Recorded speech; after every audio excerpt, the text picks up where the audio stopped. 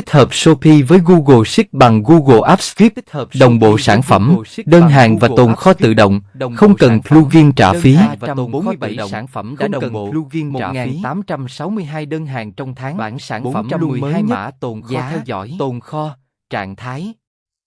Cảnh báo tự động khi sản phẩm sắp hết hàng, sản phẩm kéo từ Shopee về Sheets, giá và tồn kho cập nhật ngược từ Sheets lên Shopee.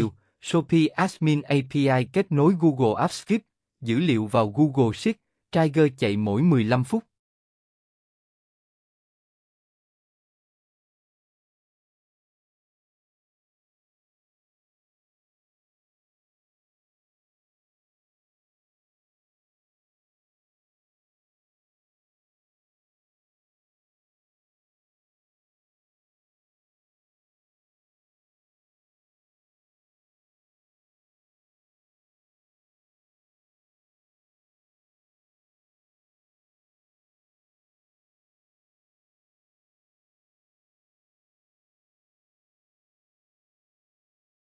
Tích hợp Shopee và Google Sheets toàn diện cho chủ shop bán hàng online.